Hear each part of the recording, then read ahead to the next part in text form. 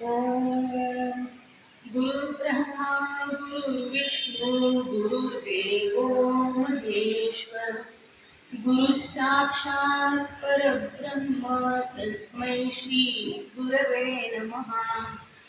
जयांच्या कृपेने या कुळी जन्म झाला, पुढे वारसा तसा वारविला, अशानंगत्या स्मरतो पितरांना, नमस्कार साष्टांग त्या पूर्वजांना। पूर्वकाळात होऊन गेलेले ऋषी मुनिजन, आपल्या भारत देशामध्ये जन्म घेतलेले संत महात्मे, या देशाचे क्रांतिकारक, माझे पूर्वज, माझे माता पिता, माझ्या देशासंत गुरु काही धानीगावकर आणि उपस्थित सर्व आदरणीय गुरुजनांना मी साष्टांग नमस्कार करते। उपस्थित सर्व गीताप्रेमी श्रोत्यांचे पण मी स्वागत करते। माझं नाव परमेश्वरी कुलकर्णी। गीता धर्म मंडळातर्फे दरवर्षी पितृ पंधरवड्यामध्ये ऋषी स्मरण व्याख्यानमाला आयोजित केली जाते। आपल्या संस्कृतीमध्ये ही एक खूप सुंदर अशी परंपरा आहे की ज्या आपल्या पूर्वजांनी आपल्यावर संस्कार केले, आपल्याला विविध गुणांचं, आपल्या पुण्याईचं आपल्याला वरदान दिलं, आपलं आयुष्य चांगलं व्हावं म्हणून ज्यांनी अगोदर कष्ट केले त्यांचे आपण कृतज्ञतापूर्वक स्मरण या दिवसामध्ये करतो आणि ते आपण केलं पाहिजे, ते पवित्र कर्तव्य आहे। या काळामध्ये मला गीता धर्म मंडळाने ऋषी स्मरण व्याख्येमध्ये व्याख्यान करण्यासाठी संधी दिली। मी स्वातंत्र्यवीर सावरकर यांच्याविषयी बोलणार आहे। ही संधी मला केवळ गीता धर्म मंडळामुळे आणि माझ्या गुरु शैलीजाताई भाणेगावकर यांच्यामुळे मिळाली। या दोघांचे मी अगोदर आभार मानते। 1899 सालातली गोष्ट आहे। नाशिक जवळच्या भगूर गावामध्ये एका घरामध्ये एक 16 वर्षांचा युवक आपल्या घरातील देवघरामध्ये आपल्या कुलस्वामिनीच्या मूर्तीसमोर बसून अत्यंत कळकळीने तिला विनंती करत होता, आळवत होता आणि त्याने एक प्रतिज्ञा त्यावेळेला उच्चारली, माझ्या देशाच्या स्वातंत्र्य प्राप्तीसाठी मी मारिता मारिता मरेतो झुंजेन। जोपर्यंत जर मी हे इच्छित साध्य केलं तर मला माझा देश सार्वभौमत्व प्राप्त करेल आणि जर मी याच्यामध्ये अपयशी झालो तर मला स्वर्ग प्राप्ती होईल। पण जर माझ्या देशाला स्वातंत्र्य मिळालेलं नसेल तर मला स्वर्गप्राप्ती सुद्धा नको आहे।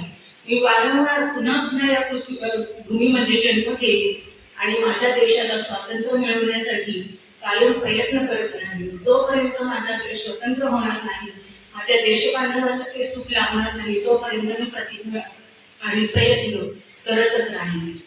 याचबरोबर त्यांनी मनोमन एक वचन आपले गुरु चापेकर बंधू यांना सुद्धा दिलं। त्यांनी सांगितलं त्यांना वचन देताना की तुम्ही जो क्रांतीचा ध्वज उभारलेला आहे तो मी माझ्या खांद्यावर घेतलेला आहे, पेलला आहे। हे कार्य तुमचं जे अपूर्ण राहिलं आहे ते मी आता पुढे चालवत राहील आणि जोपर्यंत हे कार्य पूर्ण होणार नाही तोपर्यंत मी शांत बसणार नाही। तर कोण होता हा युवक की ज्याने ही प्रतिज्ञा केली? कोण होते त्याचे गुरु ज्यांना त्यांनी वचन दिलं?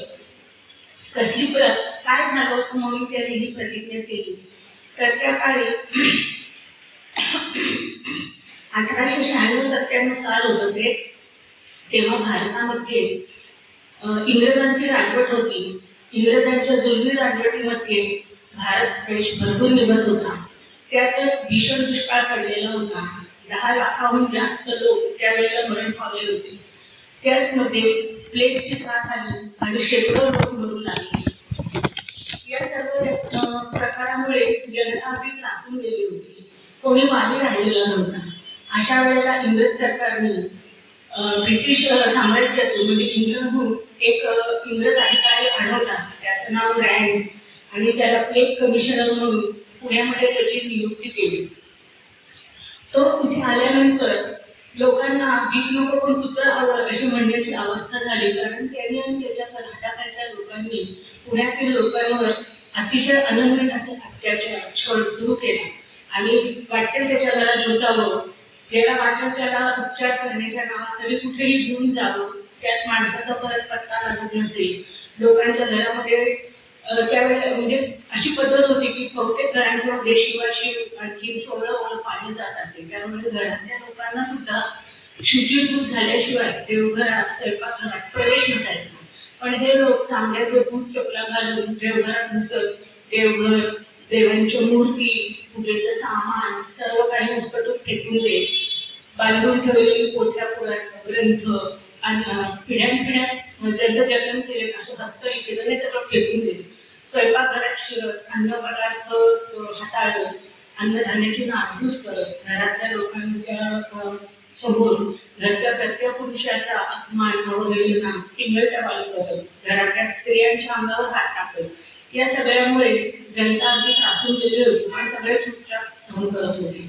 या सगळ्या गोष्टींचा कडेलोट तेव्हा झाला ज्या वेळेला त्याच्या दुष्काळाच्या खाईत जी जनता भरडून निघत होती आणि महामारीच्या प्रकोपात जे होरपळून निघत होती, त्या जनतेच्या दिलासा तिला मिळावा, काहीतरी उपाय व्हावे याच्यासाठी प्रयत्न करण्याच्या ऐवजी इंग्लंडच्या राणीचा राज्यारोहणाचा 60वा वर्धापन दिन ब्रिटिश साम्राज्यामध्ये अगदी थाटामाटाने साजरा करायचं ठरवलं. भारतीय जनतेच्या सुखदुःखाशी ज्यांना काहीच घेणं देणं नव्हतं, हे सगळं पाहून लोकांच्या संतापाचा कडेलोट होत होता. पण सगळे सहन करत होते. पण एक असं कुटुंब होतं जे चिंचवडला राहत होतं, त्यांचं नाव चापेकर. ते 3 बंधू होते, वडील तीर्थंकर. त्यांनी विचार केला की आपल्या देशामध्ये येऊन हे परकीय लोक आमच्या देवाचा, आमच्या धर्माचा, आमच्या चालीरीतींचा, संस्कृतीचा एवढा अपमान करतायत, आम्ही हा सहन करणार नाही. रँड साहेबाला धडा शिकवलाच पाहिजे. इंग्रजांच्या राज्याला कळलं पाहिजे की आम्हाला या सर्व गोष्टींचा प्रतिकार करायचा आहे आणि आमचा विरोध आहे. असे ठरवून त्या भावांनी ठरवलं की रँड साहेबाला धडा शिकवायचा. आणि 22 जून 1897 रोजी दामोदर हरी चापेकरांनी रँड साहेबावर आणि त्यांचे धाकटे बंधू बाळकृष्ण हरी चापेकर यांनी आयर्स हा रँड साहेबांच्या बरोबर असलेला जो एक लेफ्टनंट होता त्याच्यावर गोळ्या झाडल्या आणि त्या दोघांचा वध केला. इंग्रज सरकार या दोघांच्या मारेकऱ्यांना शोधण्यासाठी जंगजंग पछाडत होतं, परंतु ते सापडत नव्हते. पण हा एक दुर्दैव, भारत देशाचा जो तिजुरीचा शाप आहे तो फळला आणि ते दोघेही भाऊ पकडले गेले. ते पकडले गेल्यानंतर त्यांचा तिसरा जो भाऊ होता वासुदेव हरी चापेकर, त्यांनी पितुरांना शोधलं, त्यांना गोळ्या घालून त्यांना यमसदनाला धाडलं आणि त्यांना त्यांनी केलेल्या कृत्याची शिक्षा दिली. पुढे वासुदेव हरी चापेकर आणि त्यांचे सहकारी महादेव रानडे पण सापडले.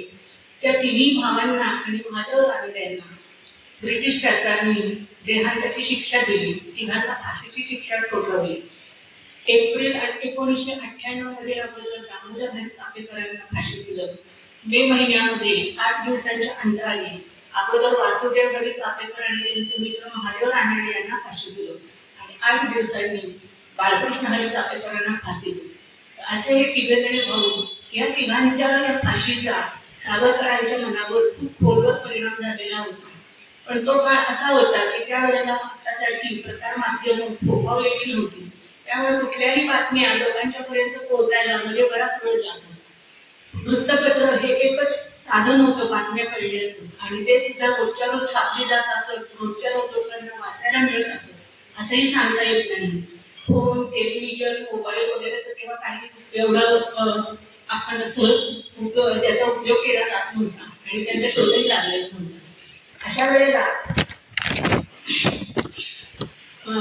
सावरकरांच्या पर्यंत जेव्हा ही बातमी पोहोचली की चापेकर बंधूंना फाशी दिलं गेलं आहे, ती बातमी कळल्यावर त्या रात्रभर ते द्वेषाने आणि दुःखाने खूप रडत होते.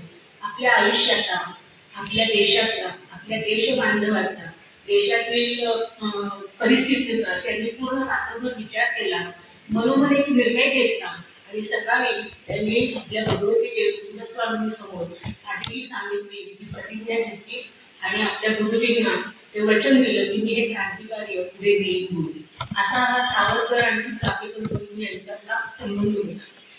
ही प्रतिज्ञा घेतली याची तुलना केवळ छत्रपती शिवाजी महाराजांनी राजेश्वरला जी हिंदवी स्वराज्य स्थापनेची प्रतिज्ञा 16व्या वर्षी घेतली आणि आयुष्यभर ती पूर्ण करण्यासाठी झटले, तशीच ही सावरकरांची प्रतिज्ञा घेतलेली की याची तुलना फक्त आपल्याला करता येईल.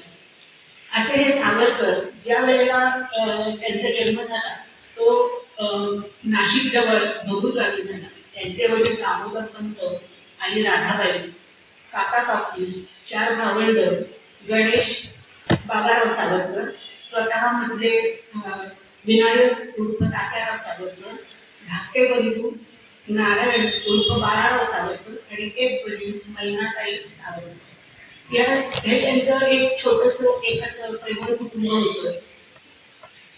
त्यांच्यावरती जे सावरकरांच्यावरती संस्कार झाले आणि त्यांची जी जडणघडण झाली ती बघण्यासाठी आपल्याला त्यांच्या पालक कसे होते, त्याचं संगोपन कसं झालं होतं याचा पण थोडा विचार करायला पाहिजे. दामोदर पंत त्या काळात ते मॅट्रिक पर्यंत शिकलेले होते. त्यांना इंग्रजीचं ज्ञान होतं. त्यांना शस्त्रास्त्र चालवता येत असत. त्यांच्याकडे जहागिरीचा त्यांना बाजीराव पेशव्यांच्या काळात त्यांच्या पूर्वजांना राहुरी गावची जहागीर मिळालेली होती. पराक्रम गाजवला होता युद्धामध्ये, त्यासाठी पुरस्कार म्हणून. तर पिढीच्या जहागिरी आणखी सावकारी व्यवसाय हे त्यांच्या कुटुंबाचे व्यवसाय होते. दामोदर पंत सावरकरांचा व्यासंग भरपूर मोठा होता. त्यांच्या घरी शेकडो पुस्तकं होती आणि वेगवेगळ्या विषयांवरती होती. साहित्य, कला, शास्त्र, इतिहास, चरित्र, चिपळूणकरांच्या निबंधमाला, निरनिराळ्या थोर पुरुषांची चरित्र, आणखी स्फूर्तिदायक अशी भाषण वगैरे यांची पुस्तकं, या सगळ्यांचं त्यांनी स्वतः वाचन केलेलं होतं आणि हे सगळं त्यांच्या मुलांना पण त्यांनी वाचायला लावलेलं होतं. त्यामुळे ही तिन्ही मुलं आणि त्यांची मुलगी हे सगळं त्यांनी लहानपणापासून या सर्व गोष्टींचा अभ्यास केलेला होता. स्वतः दामोदर पंत सावरकरांना आणि त्यांच्या बंधूंना म्हणजे या मुलांच्या काकांना तलवार चालवणं, लाट्या काठ्या चालवणं, बंदूक चालवणं, फाट्याफाट्या खेळणं, बुद्धिबळ यासारख्या अनेक खेळांच्या मध्ये ते पारंगत होते आणि स्वतःच्या देखरेखीखाली त्यांनी या मुलांना ते शिकवलं होतं आणि त्यात ती तरबेज झालेली होती. व्यायामाची या सर्वांना त्यांनी आवड लावलेली होती. याच्यावरून लक्षात येतं की या पालकांनी किती जागरूकपणे आपल्या मुलांना संस्कार दिलेले होते, त्यांचं संगोपन केलेलं होते. असा हा बाळपणाचा सुखाचा काळ गाजलेला असताना 1892 साली भारतामध्ये कॉलराची साथ आली आणि या साथीमध्ये विनायकाचं मातृछत्र हिरावलं गेलं. या पोरक्या मुलांच्यावर काका काकूंचं पण खूप प्रेम होतं. वडिलांनी त्यांचं संगोपन केलं आणि त्यातल्या त्या विनायक मात्र त्यांच्या काकांचा खूप लाडका होता. त्यांनी कुठलीही गोष्ट सांगितली, कुठलीही सुचवली, कुठलीही केली तरी विनायकाला घरामध्ये कोणत्याही म्हणत नसेल, त्याच्या सगळ्या गोष्टी मान्य होत. इतक्या उत्तम रीतीने तो आपलं म्हणणं घरामध्ये पटवून देत असे. लहानपणापासून विनायकाला जातीभेद पाळणं, स्पृश्यता पाळणं, लोकांनी एकमेकांच्या पासून दूर राहणं, कोणाच्या हातचं न खाणं असे फरक का केले जातात हे समजत नव्हतं आणि या गोष्टींचा तो विरोध करत असे. त्यांच्या घरी त्यांच्या शेतावरचे कुरवाडी, मकर साखरी ते त्यावेळेला ते घराच्या बाहेर पडणार किंवा कोसरीवर बसत, खाली बसत. त्यावेळेला सावरकर स्वतः बाहेर येत त्या लोकांना आग्रहाने घरात घेऊन जात, बैठकीवर बसवत आणि स्वतः त्यांना गुळ पाणी देत, त्यांची प्रेमाने विचारपूस करत. त्या भाबड्या लोकांचा जीव त्यावेळेला अगदी सुपा एवढा व्हायचा. पण ते खूप घाबरायचे, कारण शेवटी ते मालकाच्या घरी आलेले असायचे. पण सावरकर त्यांना सांगायचे की तुम्ही काही घाबरू नका, माझे काका बाबा काही म्हणणार नाहीये. जर ते काही म्हणाले तर मी त्यांना सांगतो, तुम्हाला घाबरण्याचे कारण नाही, तुम्ही माझ्यासारखे माणसंच आहात, आपण सगळे माणसं आहोत, आपल्याला फरक केला नाही पाहिजे एकमेकांच्यामध्ये. असं त्यांचं बोलणं ऐकून त्यांचे काका आणि वडील यांना सुद्धा त्या गोष्टी पटत आणि ते त्यांना कुठे विरोध करत नसत. लहानपणापासून अत्यंत कुशाग्र बुद्धी असल्यामुळे सावरकरांच्या वडिलांचं, काकांचं आणि त्यांचे मोठे भाऊ गणेश या सगळ्यांचं मत होतं आणि इच्छा होती की सावरकरांनी पुढे खूप शिकावं, उच्च विद्येत भूषित व्हावं, आपल्या घराण्याचा नावलौकिक वाढवावं. सावरकरांच्याही मनात तेच होतं की आपण खूप शिकावं. असं होत असताना परत 1896-97 सालात भारतामध्ये प्लेगची साथ आली आणि या प्लेगच्या साथीमध्ये या मुलांच्यावरचं काकांचं आणि वडिलांचं छत्र हिरावलं गेलं. या घटनेमुळे सावरकरांच्या आयुष्यामध्ये बरीच उलथापालथ झाली. एक तर वडील आणि काका हिरावले गेले, दुसरं म्हणजे या साथीमध्ये त्यांच्यानंतर त्यांचे दोघे भाऊ म्हणजे गणेश आणि नारायण हे दोघं जणांच्या आजारात सापडले. वडील वहिनी आणि विनायक यांनी मिळून त्यांची जीवापाड सेवा शुश्रूषा केली आणि त्या साथीच्या रोगातून त्यांना बाहेर काढलं, त्यांचे प्राण वाचले. तिसरी गोष्ट म्हणजे आधी सांगितल्याप्रमाणे गिराणी साहेबांनी केलेले जुलूम, त्यांना दिलेली शिक्षा, त्यानंतर चापेकर बंधूंचं पकडणं आणि त्यांना झालेली शिक्षा, या गोष्टीतून सावरकरांना आपल्या आयुष्यात आपण पुढे काय करायचे, आपल्या आयुष्याचं ध्येय काय हे सापडलं आणि त्या मार्गावर त्यांनी पुढे चालण्याची सुरुवात केली. अगदी हायस्कूल पासूनच सावरकर आपल्या राजकीय हालचालींना सुरू करण्याच्या विचारामध्ये होते. त्याप्रमाणे त्यांनी आपल्या भावाशी विचारविनिमय केली आणि ते आणि गणेश सावरकर या दोघांनी मिळून भगूरमध्ये राष्ट्रभक्त समूह मंडळ नावाचे एक गुप्त मंडळ स्थापन केलं. त्यांची अशी होती, त्यांचं काम असं होतं की गावामध्ये असलेल्या तरुणांना एकत्र आणायचं, त्यांना क्रांतिकार्य करण्यासाठी स्फूर्ती यायची, प्रेरित करायचं, त्यांना शस्त्रास्त्राचं शिक्षण द्यायचं, देशभक्तीच्या स्फुल्लिंग त्यांच्या मनामध्ये जागवायचा आणि त्यांना सर्वोच्च त्याग करण्यासाठी तयार करणे, त्यांना तयार करायचं, त्यांना प्रेरित करायचं. हे त्यांचं काम मुक्तपणाने चालत असे. हे 1899 साली त्यांनी ही स्थापना केली. 1900 साली त्यांनी मित्रमेळा नावाची संघटना स्थापन केली. या संघटनेचं स्वरूप गणेशोत्सवातले जे मेळे असतात त्या स्वरूपाचं होतं. म्हणजे मनोरंजक कार्यक्रम करायचे आणि त्याद्वारे लोकांचं प्रबोधन करायचं.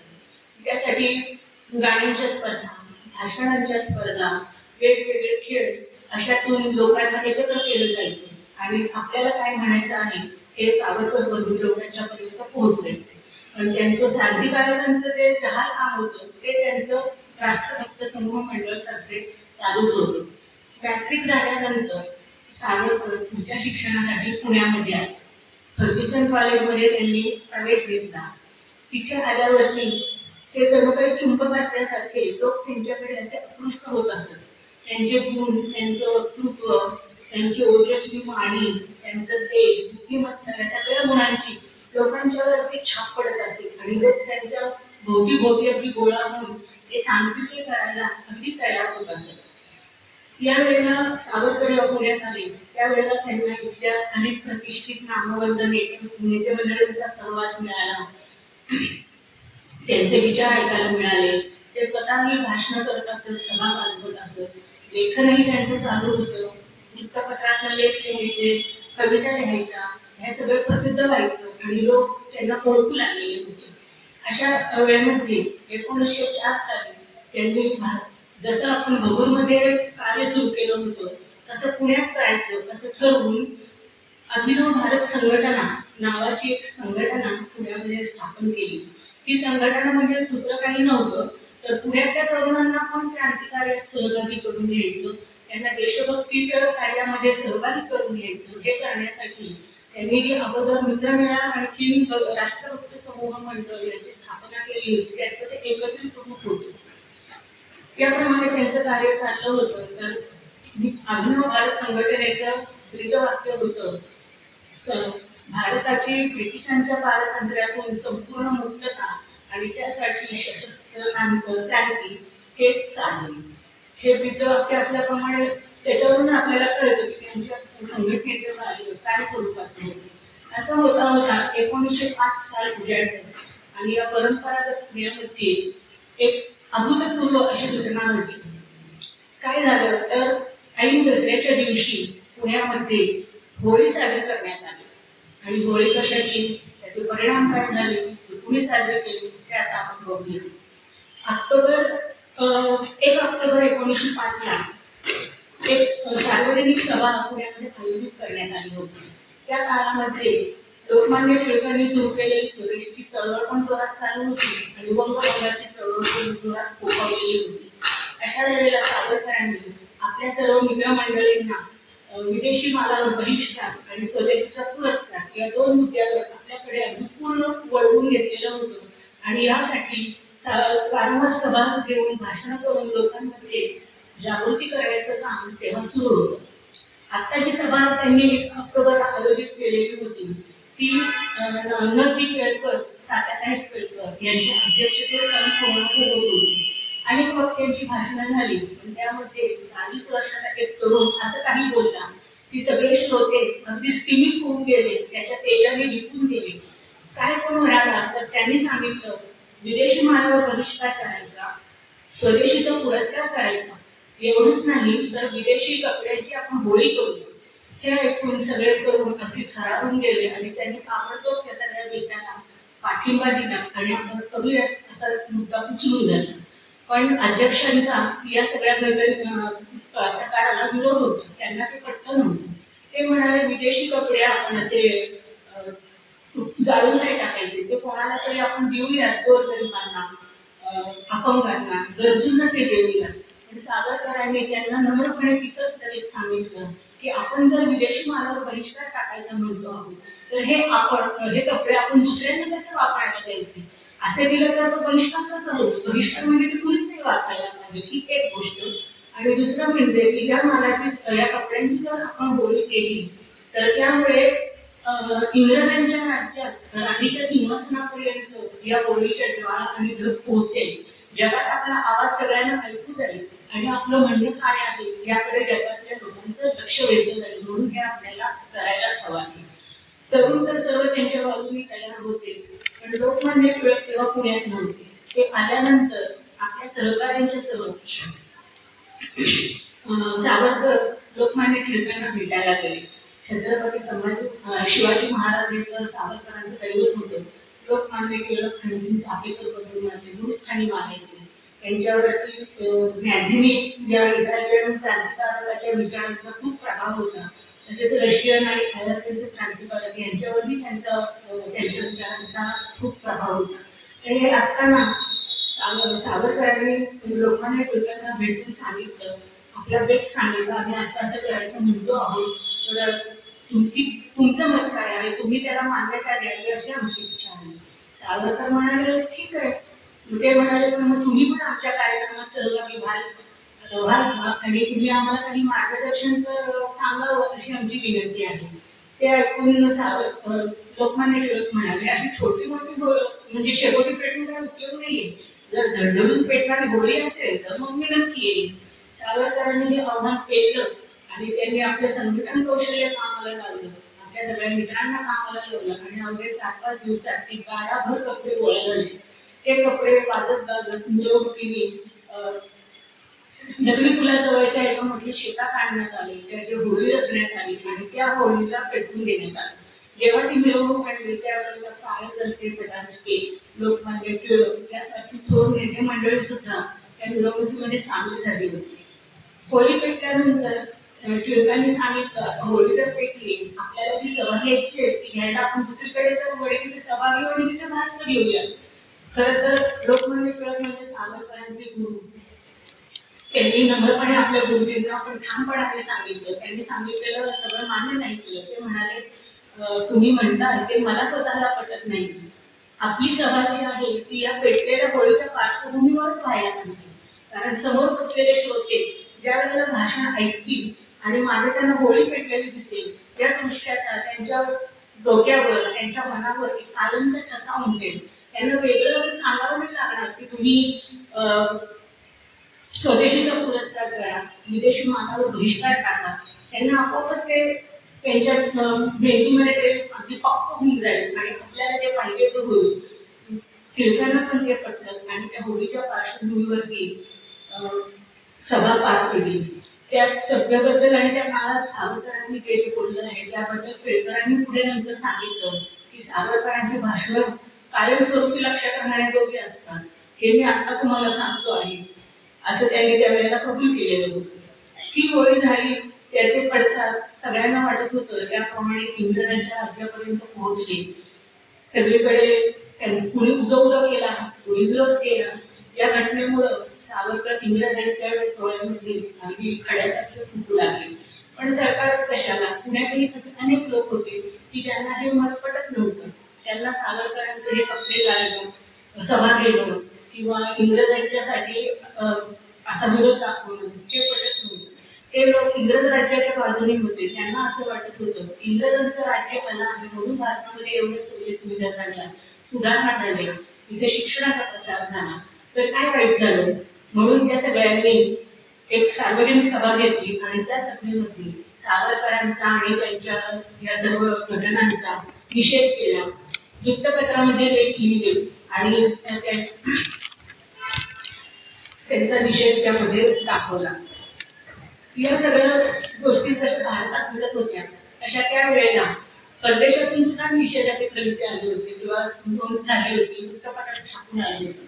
त्यामध्ये एक निषेध हा दक्षिण आफ्रिकेतून झालेला होता. त्या ठिकाणी एक भारतीय वंशाची व्यक्ती होती आणि त्यांनी तिथे तिथल्या काळ्या लोकांच्या हक्काच्या लढ्यासाठी लढा देणं सुरू केलेलं होतं, त्यांना ते हक्क मिळावे यासाठी. आणि त्यांनी हा निषेध व्यक्त केला होता की इंग्रज सरकारच्या विरोधामध्ये असं करणं बरोबर नाही. तर ती व्यक्ती म्हणजे मोहनदास करमचंद गांधी, ज्यांना आपण महात्मा गांधी आणि बापूजी म्हणून आता ओळखतो.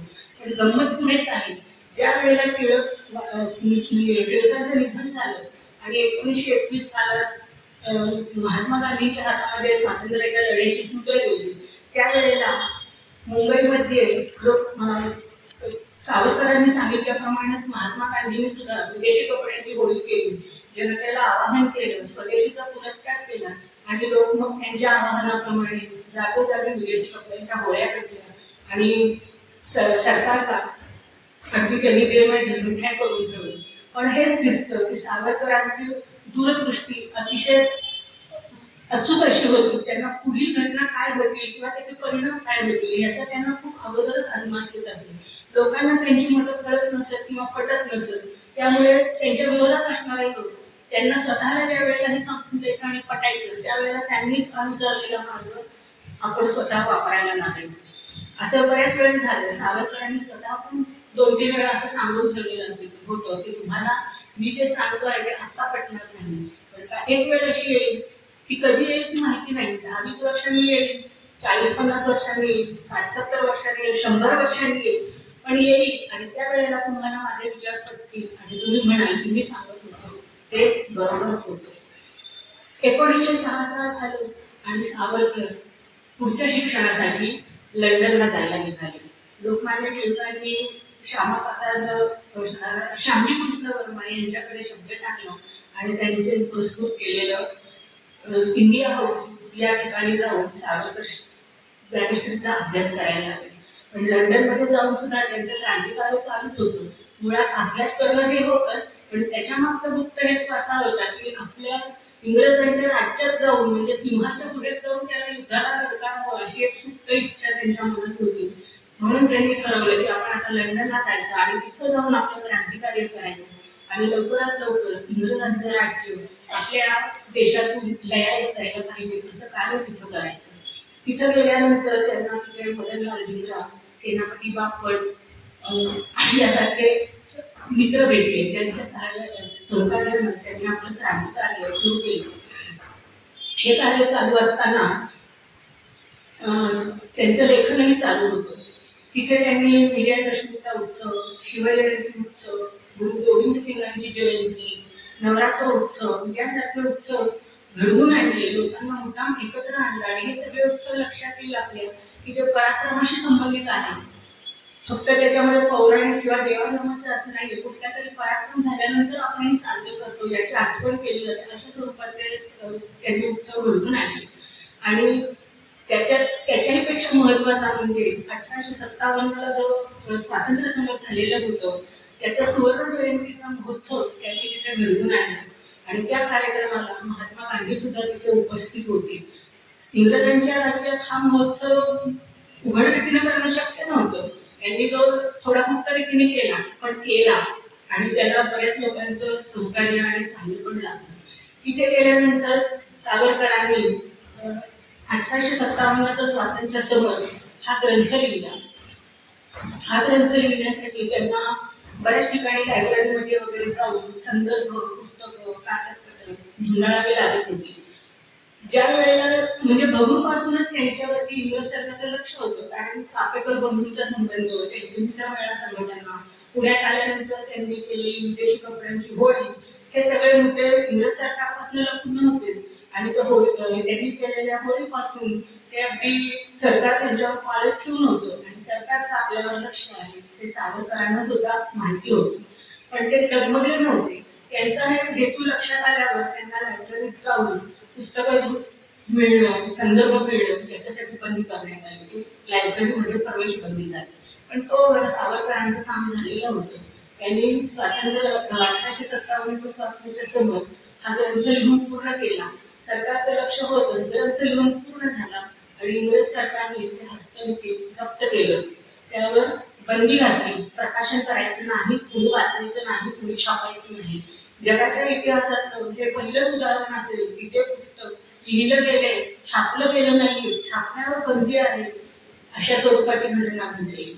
सावरकरांची बुद्धिमत्ता अगदी अफाट होती. त्यांनी पुन्हा तो ग्रंथ इंग्रजीतून लिहून काढला आणि हॉलंड, जर्मनी या देशामध्ये ते गुप्त रीतीने पाठवलं. तिथे तो ग्रंथ छापला गेला, सगळीकडे वितरित झाला, सगळ्या क्रांतिकारकांच्या पर्यंत पोहोचवला गेला आणि अतिशय लोकप्रिय असं ते पुस्तक झालं. त्याचे काही प्रती लोकप्रिय पुस्तकांची वेष्टनं चढवून सावरकरांनी भारतामध्ये बाबाराव सावरकरांच्याकडे पाठवल्या आणि त्यांनी भारतामध्ये अभिनव भारत संघटनेच्या सदस्यांच्या मार्फत इतर क्रांतिकारकांच्या पर्यंत पाठवले. याच वेळेला सावरकरांच्या मनात विचार चालूच होता की भारतामध्ये सशस्त्र क्रांती यशस्वी करण्यासाठी आता आपल्याला शस्त्र पुरवठा केला पाहिजे. म्हणून त्यांनी काही पिस्तुलं खरेदी केली आणि पुस्तकांच्या खोक्यातून लपून छपून ती भारतात त्यांच्या भावाकडे बाबाराव सावरकरांच्याकडे पाठवली आणि त्यांना ती इतर क्रांतिकारकांच्या पर्यंत पाठवण्याच्या सूचना दिल्या. ही पिस्तुलं आल्यानंतर त्यांच्या जवळ जो मदनलाल धिंग्रा नावाचा त्यांचा मित्र होता, त्या मित्राने त्या काळामध्ये एका इंग्रज अधिकाऱ्याला लंडनमध्ये गोळ्या घालून ठार केले. ते म्हणजे कर्झन वायली. तो एक उच्च पदस्थ इंग्रज अधिकारी होता.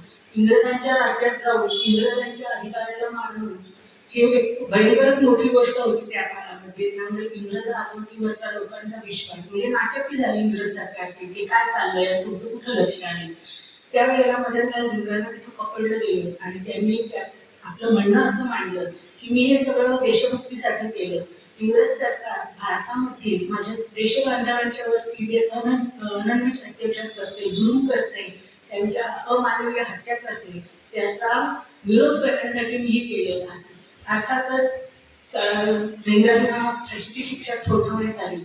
त्याच वेळेला भारतामध्ये बाबाराव सावरकरांना या सगळ्या प्रकरणात म्हणजे पुस्तकं सापडली, क्रांतिकारकांचं साहित्य सापडलं, पिस्तुलं कुठलं तरी आलेली आहेत. तर त्यांच्या जसं सावरकर विनायकरावांच्यावरती पोलिसांचं लक्ष होतं तसं त्यांच्या भावांच्यावर सुद्धा होतं. तर त्यांना पकडण्यात आलं, त्यांच्यावर राजद्रोहाचा खटला चालला आणि त्यांना 25 वर्षांची काळ्या पाण्याची शिक्षा झाली आणि बाबाराव सावरकरांना अंदमानला पाठवण्यात आलं. त्याच सुमाराला त्यांचे धाकटे भाऊ नारायण सावरकर यांना सुद्धा पोलिसांनी पकडलं होतं. अहमदाबादमध्ये व्हाईसरायच्या बॉम्ब टाकण्याच्या प्रकरणामध्ये नारायण सावरकरांना अटक झालेली होती. तेव्हा सावरकरांचा लहान मुलगा प्रभाकर हा सुद्धा देवाघरी गेला. सावरकरांचं बॅरिस्टरीचं शिक्षण पूर्ण झालं होतं, परंतु त्यांना अजून पदवीचं प्रमाणपत्र मिळणं बाकी होतं. ते मिळण्यासाठी ते थांबलेले होते. पण युनिव्हर्सिटीमध्ये त्यांना बोलवण्यात आलं आणि त्यांना एकच सांगण्यात आले की आम्ही जो कागद देतोय याच्यावर तुम्ही सही करा. ही सही केली तर तुम्हाला पदवीचं प्रमाणपत्र मिळेल, नाहीतर मिळणार नाही. तर त्यात नमूद असं केलेलं होतं की मी इंग्रज सरकारशी एकनिष्ठ राहील आणि ते सांगतील त्याप्रमाणे वागेल आणि कुठल्याही क्रांतिकार्यात भाग घेणार नाही. सावरकरांनी सांगितलं की मी हे करू शकत नाही, माझ्या देशाशी मी गद्दारी करणार नाही. बॅरिस्टरीचा अभ्यास माझा आधीच झालाय, पण पदवी प्रमाणपत्र अजून माझं काही काढणार नाही, मला नको पदवीचं प्रमाणपत्र. आणि ते तिथनं निघून आले. या सगळ्या मानसिक ताणतणावाच्या मध्ये अजून एक बातमी कळली की इंग्रज सरकारने त्यांची सर्व मालमत्ता, घरदार सगळं जप्त केले. त्यावेळेला त्या घरामध्ये फक्त त्या तिघांच्या बायका होत्या. कारण एक पुरुष माणूस घरात अंदमानला, दुसरा विलायतीमध्ये आणि तिसरं तुरुंगामध्ये. आणि अशा वेळेला कुणीही मदतीला येत नसतं. त्या स्त्रियांनी कसं ते सोसलं, कसं संकटाला तोंड दिलं हे आपल्याला तर काही कल्पना करता येऊ शकत नाही. या सगळ्याचा मानसिक ताणतणावांचा सावरकरांना अतिशय त्रास झाला आणि त्यांची तब्येत बिघडली. थोडं बरं वाटल्यावर ते पॅरिसला गेले. कारण त्यांना अंदाज होता की ज्या अर्थी आपल्या दोन्ही भावांना पकडलेलं आहे त्या अर्थी आपल्याला सुद्धा सरकार पकडू शकतं. ते भिकारी कामांच्या घरी तिथे राहिलेले होते, पण सावरकरांच्यापर्यंत पोहोचण्याची एक संधी इंग्रज सरकारला मिळाली. कारण भारतामध्ये त्यावेळेला अनंत कांढळे नावाच्या एका युवकांनी नाशिकमध्ये कलेक्टर जॅक्सनचा गोळ्या झाडून खून केला. तो युवक अभिनव भारत संघटनेचा सभासद होता. ही पहिली गोष्ट जी सावरकरांनी स्थापन केलेली होती. दुसरी म्हणजे तपासणी करत असताना असं लक्षात आलं की त्या पिस्तुलाने जॅक्सनचा वध झाला ते पिस्तूल सावरकरांनी इंग्लंडमधून पाठवलेलं होतं. आणखी काही पुराव्याची गरज नव्हतीच. त्यामुळे ब्रिटिश आता सावरकरांना पकडणार ही अगदी काळाच्या होती. पण झालं होतं असं की सावरकर होते फ्रान्समध्ये आणि इंग्रज तिथे जाऊन त्यांना पकडू शकत नव्हते. मग काय करणार? भारतामध्ये जे सावरकरांचे मित्रमंडळी होती, त्यांचे नातेवाईक होते, त्यांच्या बायका होत्या, त्यांचे अभिनव भारत संघटनेचे सभासद होते, यांच्यावरती अनन्वित अत्याचार जुलूम सुरू झाले, दडपशाही वाढली. कुठलेही कारण न दाखवता किंवा खोटी नाटकांनी सांगून खोटे नाटे खटले चालवले गेले आणि त्यांना भरपूर शिक्षा दिल्या गेल्या. हे सगळ्याचा सावरकरांना अतिशय उभं आला आणि त्यांनी निश्चय केला की आता मी लंडनला परत जाईन, वाटेल ते होऊ दे, सर्वोच्च त्याग करण्याची वेळ आता माझी आली आहे, मी जाणार. आणि सरकोणाचंही म्हणणं न ऐकता ते लंडनला आले आणि आल्याक्षणीच त्यांना इंग्रज सरकारने अटक केली. ज्या वेळेला त्यांना अटक केली त्यावेळेला सावरकरांना असं वाटत होतं की हा खटला आणि हे सगळं इंग्लंडमध्ये चालणार, कारण इंग्रजांच्या राज्यामध्ये कायदे कानून चांगले सांभाळले जातात आणि पाळले जातात असा नावलौकिक जगामध्ये होता. पण प्रत्यक्षात इंग्रज सरकारला सावरकरांना अशा तऱ्हेने इंग्रजांच्या राज्यामध्ये खटला चालवून संधी द्यायची नव्हती. म्हणून त्यांनी आधीच ठरवलेलं होतं की कुठल्याही परिस्थितीमध्ये वाटेवटे करून सावरकरांना भारतात न्यायचं, तिथे खटला चालवायचा आणि मग तिथे जे होईल ते जगामध्ये पाहायला खूप वेळ जाईल आणि कुणी काही करू शकणार नाही, कारण भारतामध्ये इंग्रजांचंच राज्य होतं. त्यामुळे सगळे प्रयत्न, सगळे जामीननामे सगळं फेटाळलं गेलं आणि 1 जुलै रोजी 1910 सावरकरांना बोटीतून इंग्लंडमधून भारतात पाठवण्याची व्यवस्था झाली. बोटीत बसण्याच्या क्षणापासून किंवा अटक झाल्यापासून सावरकरांच्या डोक्यात होतं की मी काही ना काही करू, यातनं नक्की सुटून जाणार, वाटेल ते होईल, मी प्रयत्न तर नक्कीच करणार, मी नाही इंग्रजांच्या ताब्यात राहणार. त्याप्रमाणे त्यांनी अगदी बारकाईने सगळ्या गोष्टींची वगैरे निरीक्षण करून काही योजना मला टाकलेल्या होत्या आणि दैवयोगाने त्यांना ती मिळाली सुद्धा.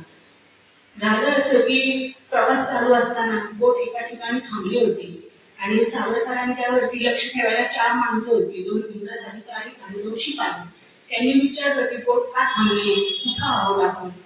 त्यांना उत्तर मिळालं बोट यांत्रिक बिघाड झाला आहे, तो दुरुस्त करण्यासाठी थांबली आणि फ्रान्स जवळच्या मार्सेलिस नावाच्या बंदराजवळ आहे.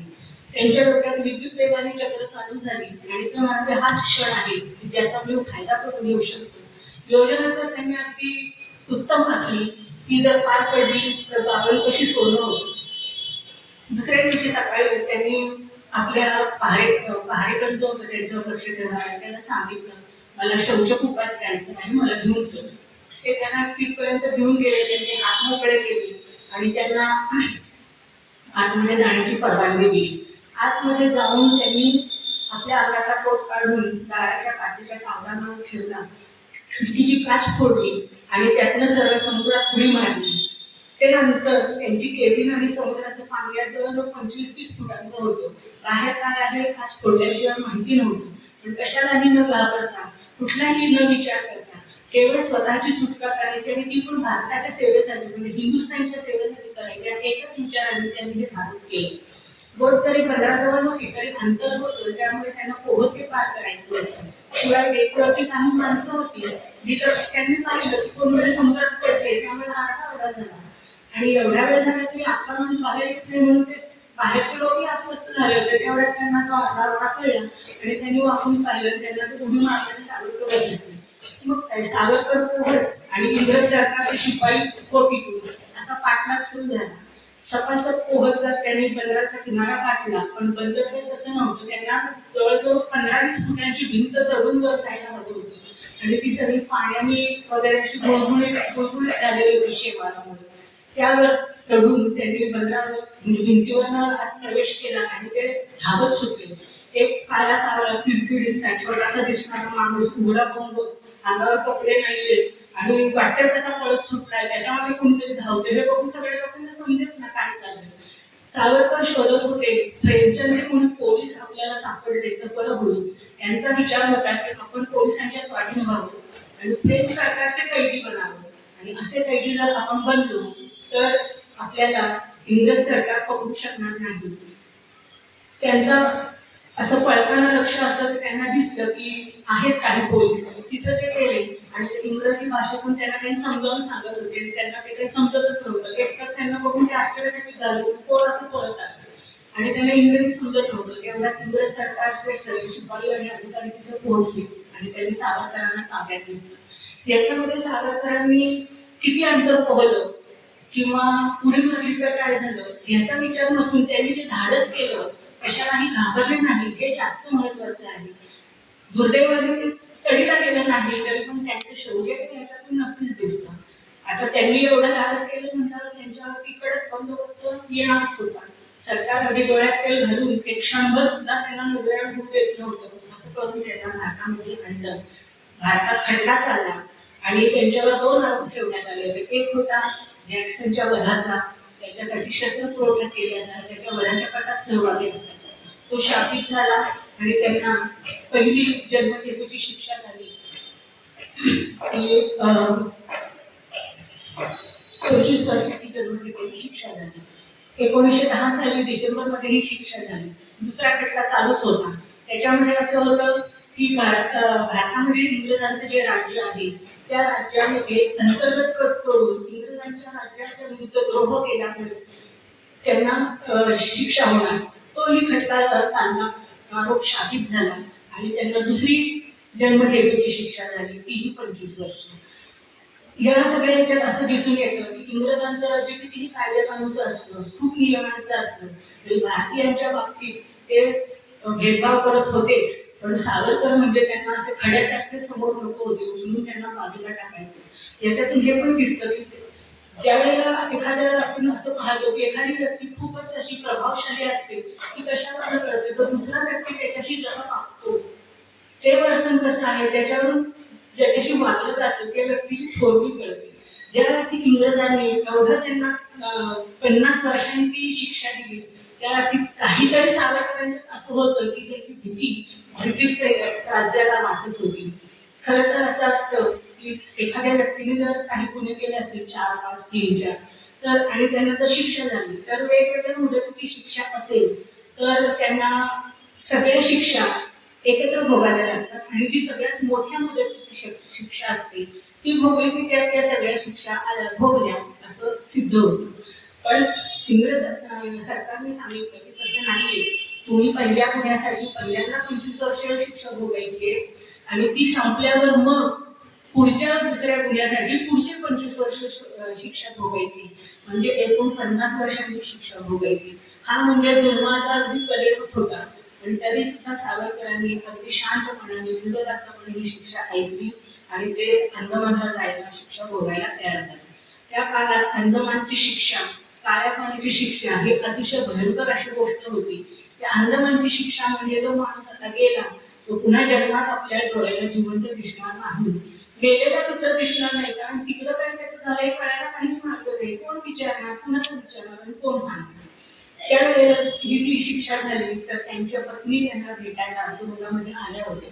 त्यांचं बोलणं अतिशय आपल्याला असं हृदयस्पर्शी असं वाटेल. त्या जेव्हा भेटायला आल्या आणि आपल्या पतीला त्यांनी पाहिलं तेव्हा त्या अगदी भावूक झाल्या की आपला बॅरिस्टरी करायला गेलेला पती कैद्याच्या रूपात आणि एवढी भीषण शिक्षा भोगण्यासाठी तुरुंगात आहे. त्यांना अगदी रडवेला झाल्या. सावरकर म्हणाले, रडू नकोस, जर आता दयावान परमेश्वराची आपल्याला कृपा असेल तर आपण 50 वर्षांनी नक्की भेटू, अजिबात घाबरू नकोस. आणि संसार म्हणजे काय असतं, जर मुलं जन्माला घालायची, पाणी करून घरते बांधायचं, हा जर संसार असेल तो संसार काळाची मुली पण करतात. आपण मानव आहोत, आपल्याला मानवाच्या दृष्टीने संसार करायला पाहिजे. आज जर आपण आपली घराची संसाराची गोष्टी जर तोडून फोडून टाकली असतील तर याच्यामुळे उद्याच्या भारतामध्ये हजारो घरातून हृदयातून सोन्याचं धूर निघेल. तेवढे हे उदात्त विचार एवढ्या कठीण प्रसंगात सुद्धा ते आपल्या पत्नीला धीर देत होते. तुम्ही काळजी घ्या, सगळं ठीक राहा, मी एकदम छान आहे, माझी काळजी करू नका. ज्या वेळेला ते बोटीतून अंदमानला जायला निघाले, अतिशय खडतर प्रवास होता. छोट्याशा खोलीमध्ये अगदी जिथं मुश्किलीने 50-60 माणसं राहू शकतील तिथं 250-300 लोक कोंबलेले होते. त्याच्यामध्ये क्रूर गुन्हे केलेले गुन्हेगार होते, राजबंदी होते, सगळेच होते. पण ते सगळं अतिशय शांतपणे सावरकरांनी सहन केलं. ते म्हणाले हे सृष्टीचे चक्र आहे, चांगले दिवस आले ते जाणार, मग वाईट दिवस येणार. आता जर आपल्याला वाईट दिवस वाटत असतील तर हे जातील, चांगले दिवस येतील, अशा विचाराने त्यांनी ते सहन केलं. आणि जेव्हा अंदमानचा किनारा दिसू लागला तेव्हा अगदी हर्षभरीत होऊन त्यांनी आपल्या सगळ्या सहप्रवाशांना जवळ बोलवलं आणि ते म्हणाले, मित्रांनो बघा बघा, अंदमानचा किनारा दिसायला लागलाय, तुम्हाला माहिती आहे का तिथे काय आहे? तर बस माहितीच होतं की तिथे जाऊन आपण तुरुंगात जाणार. ते म्हणाले, बरोबर आहे तुम्ही म्हणता ते, की आपण तिथे चाललो, उद्या आपण त्याच्यावर भूमीवरती प्रवेश करू आणि तिथे जे आहे तिथे आपल्याला शिक्षा भोगायची. पण मला दिसतंय की स्वतंत्र भारताचं सुसज्ज असं आरमारी तळ मला तिथे बांधलेला दिसतो आहे. इतकी सुंदर अशी जागा मोक्याची दुसरी कुठलीच नाहीये आणि हे नक्की होणार, तुम्ही काही काळजी करू नका, हे घडणार म्हणजे घडणार. म्हणजे 50 वर्षाची शिक्षा भोगायला चाललेला माणूस, त्याच्या डोक्यात विचार काय, तर आपल्या देशाच्या बद्दलचं, त्याच्या संरक्षणाबद्दलचं, त्याच्या सैन्याबद्दलचं, स्वतःचं दुःख, घरी काय चाललं असेल, आपल्या बायकोचं काय झालं असेल, आपली संपत्ती गेली, काहीही नाही, एवढे कष्ट भोगायचे त्याची भीती नाही. माझा देश तो कसा पलाढ्य होईल, तो तिथले बांधव कसे वर्षादी सुखी आणखी समाधानी राहतील, याचा सगळा विचार. ज्या वेळेला ते जेलमध्ये पोहोचले तिथे बारी नावाचा जो जेलर होता त्यांनी पाहिलं सावरकरांना जो बिल्ला दिला होता त्याचा नंबर होता 32,778 आणि त्यांच्या कपड्यावर डी असं लिहिलेलं होतं. डी म्हणजे डेंजरस. त्यांनी पाहिलं आणि म्हणाले, अरे मिस्टर सावरकर, बॅरिस्टर, म्हणजे असं कुत्सितपणाने, तुम्ही आला तिथे 50 वर्षाची शिक्षा. मग काय, 50 वर्षाची शिक्षा भोगून झाल्यावर ब्रिटिश सरकार अगदी दयाळू आहे, तुम्हाला लगेच सोडून देईल. आणि मग म्हणाला, वाटते ना तुम्हाला असं घडेल? सावरकर म्हणाले, तुम्हाला वाटते ना की ब्रिटिश सरकारचं 50 वर्ष टिकेल? असे सावरकर होते. अतिशय त्यांना आपला जाज्वल्य अभिमान, देशाचा अभिमान, मातृभाषेचा अभिमान, त्यांचे गुण तर अनेकच आहेत. लेखन, काव्य, नाटक लिहिणं, ग्रंथलेखन, स्फुटक, काय म्हणून सांगायचं मला असं समजत नाहीये. खूप मुद्दे माझ्यासमोर आहेत. त्यांच्या काव्याबद्दल थोडंसं सांगते. त्यांच्या ज्या कविता आहेत त्या आता पुष्कळ वाचलेल्या आहेत. अगदी प्रसिद्ध आपल्याला जे नेहमी ऐकायला मिळतात ते म्हणजे त्यांचं स्वतंत्रतेचं स्तोत्र, सागरा प्राण कळवळला आणि शिवाजी महाराजांचं स्तवन करते आहे ते. तर ते शब्द असे आहेत की मंगेशकर बंधू भगिनी गायलेलं ऐकलं तर आपण रोमांचित होतो. इतक्या सुंदर चाली आणि एवढं सुरेख म्हटलेलं आहे. पण ते न ऐकता आपण जर नुसतं वाचत असतो तरी ते शब्द आपल्या मनाला अशी मोहिनी घालतात, मनात गुंजायला लागतात. किती सुंदर शब्द.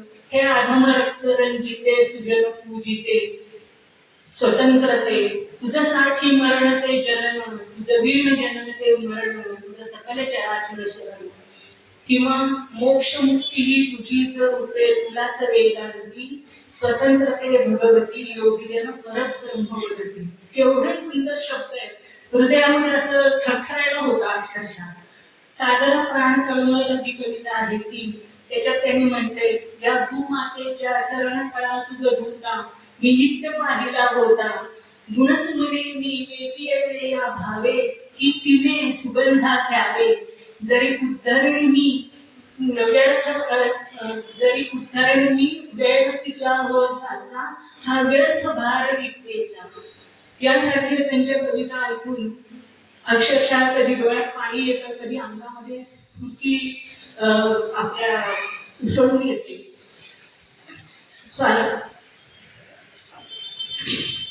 सावरकरांना ज्या वेळेला अंदमानच्या तुरुंगामध्ये ठेवलेलं होतं तिथं मग त्यांचा छळ, त्यांची कामं आणि लेखन हे सुरू झालं. तिथं त्यांना नारळ सोडणं हाताने किंवा दोरखंड वळणं, काथ्या कुटणं, पोळी चालवणं, ही कामं दिली गेली, ही त्यांची नित्याची कामं होती. परंतु प्रत्यक्षामध्ये सुरुवात झाली ती 6 महिन्यांच्या एकांतवासाच्या शिक्षेने. एकही माणूस दिवसभरात दिसणार नाही, कुणाशी बोलायचं नाही, काहीही करायचं नाही, फक्त काम करायचं, कोठडीतून राहायचं. हे झाल्यानंतर जेव्हा त्यांना अशी लोकांशी बोलण्याची संधी मिळायला लागली, त्यावेळेला ते आपल्या बरोबरच्या कैद्यांच्या बरोबर बोलायला लागले, त्यांना समजावून सांगायला लागले. त्यांना जे कायद्याचं ज्ञान होतं ते त्या लोकांना सांगायचे की कैद्यांना कुठले अधिकार आहेत, कुठले संविधान मिळू शकतात. तिथल्या कैद्यांना त्यांनी साक्ष करण्याचा प्रयत्न केला, लिहायला वाचायला शिकवलं, त्यांच्यात एकी केली.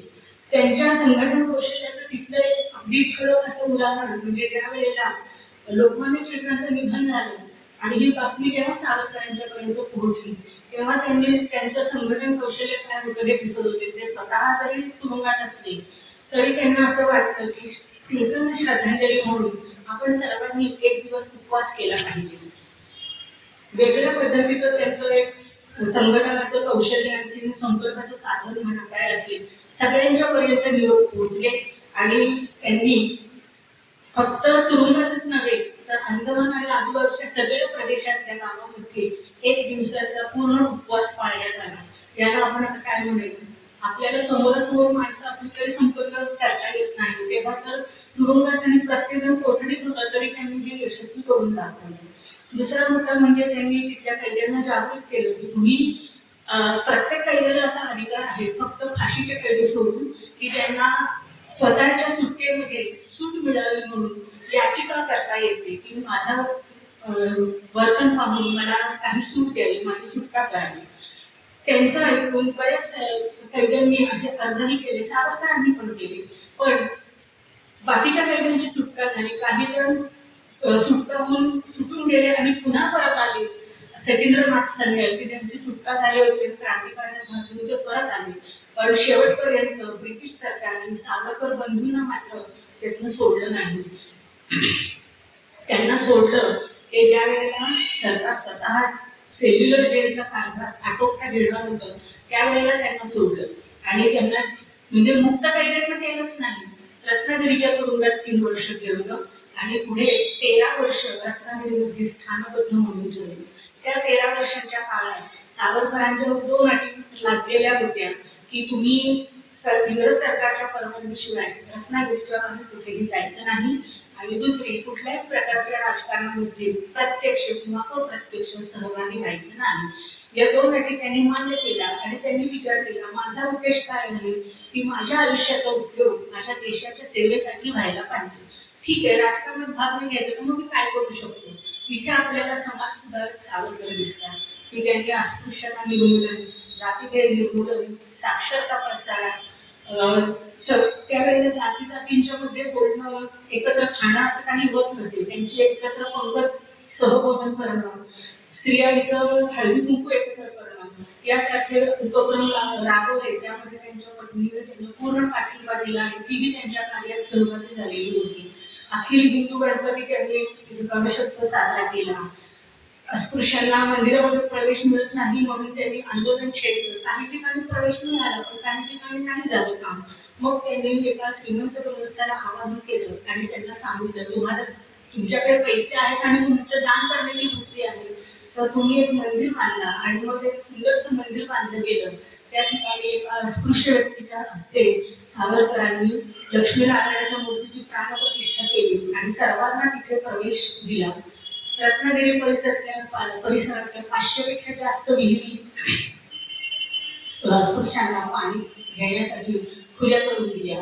आंतरजातीय विवाह करवले, अस्पृश्यांच्या मुलांच्या मुंजी करवल्या आणि या सगळ्यात त्यांचा सहभाग होता. ज्या ठिकाणी सवर्ण लोक किंवा सजातीय लोक त्यांच्या विरोधात असायचे तिथे न डगमगता हिंदू धर्मातल्या काही अनिष्ट प्रथा, काही रीतिरिवाज ज्याच्यामुळे आपले हे बांधव आपल्यापासून दूर जातात याच्यावर ताशे ओढायला, कणखरपणे बोलायला त्यांनी कमी केलं नाही. कधीही त्यांनी आपल्या तत्वांना अंमलात घातले नाही. पण ज्यावेळेला त्यांच्या लक्षात यायचं की धर्मांतरित होत आहेत आणि हिंदू धर्मातले लोक हिंदू धर्म सोडून दुसऱ्या धर्मात जाते तिथं मात्र कधी कधी त्यांनी आपल्या लोकांना मुरड घातली आणि जे लोक जबरदस्तीने धर्मांतरित झाले होते, पण त्यांना हिंदू धर्मात परत यायचं होतं. त्यांनी सांगितलं की मी तुम्हाला धर्मात परत घेतो, कारण ह्या धर्मांतरण म्हणजे राष्ट्रांतरण, ह्याच्यावर त्यांचा पूर्ण विश्वास होता. आणि आता आपल्याला ते आताच्या काळात दृष्टीला पडतच आहे. हे त्यांनी जवळजवळ 95-90 वर्षापूर्वी जे सांगितलेलं होतं ते आपल्याला आता ते दिसत आहे. त्यामुळे कुठल्याही हिंदू बांधवाला आपल्या धर्मातून दुसरीकडे शक्यतो जाऊ द्यायचं नाही, आणि गेलेले असतील आणि त्यांना परत यायचं असेल तर त्यांना नक्की परत घेतलं पाहिजे, यासाठी त्यांनी प्रयत्न केले. आणि अगदी सोपी पद्धत, त्यांचं म्हणणं होतं हिंदू धर्म काही एवढा त्याचा नाहीये की कुणीतरी स्पर्श केला, कुणीतरी हात लावलेलं काहीतरी खाल्लं, काहीतरी नको असलेलं खाल्लं म्हणून धर्म बुडाला, असं नसतं.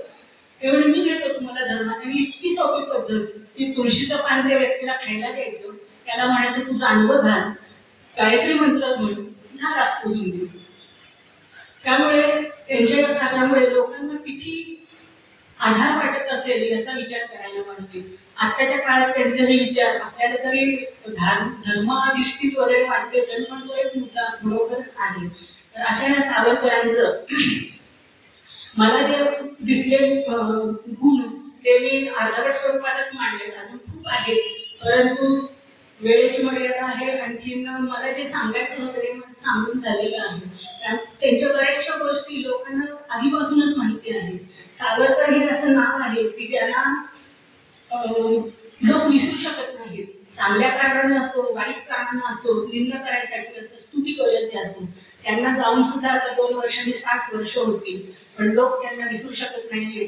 काही ना काही कारणाने त्यांच्याबद्दल चर्चा होतच राहते. हेच त्यांचं कर्तृत्व आहे असं मला वाटतं. आणि आपल्या वयाच्या 82व्या वर्षी त्यांनी प्रायोपवेशन करून इच्छा मृत्यू स्वीकारला आणि आपल्या आयुष्याचा आता काही उपयोग नाही असं म्हणून शांत मनाने त्यांनी देहत्याग केला. या सावरकरांच्या बद्दल मी आता काय बोलू. मला फक्त एवढंच म्हणायचं की मला असं खूप वाटतं, जेव्हा जेव्हा मी सावरकरांचं नाव ऐकते तेव्हा मला असं वाटतं आणि मला आठवतं की आम्हाला एक गोष्ट होती कानभारतीच्या पुस्तकामध्ये, आंधळे आणि हत्ती यांची. तर त्या आंधळ्यांना जसा तो हत्ती वाटत होता तसंच काहीतरी सावरकरांच्या बाबतीत होतं का काय असं मला वाटतं. अर्थात हे माझं मत आहे, कारण जसा प्रत्येक आंधळ्याला जो हत्ती वाटत होता तो तसा नव्हता, तो सगळा मिळून आणि त्याच्यापेक्षा वेगळा होता. तसंच सावरकरांचे हे सगळे जे गुण आहेत, राजकारणी, मुत्सद्दी, उत्तम वक्ते, लेखक वगैरे, ह्या सगळ्यांच्या पेक्षा सावरकर वेगळे आहेत.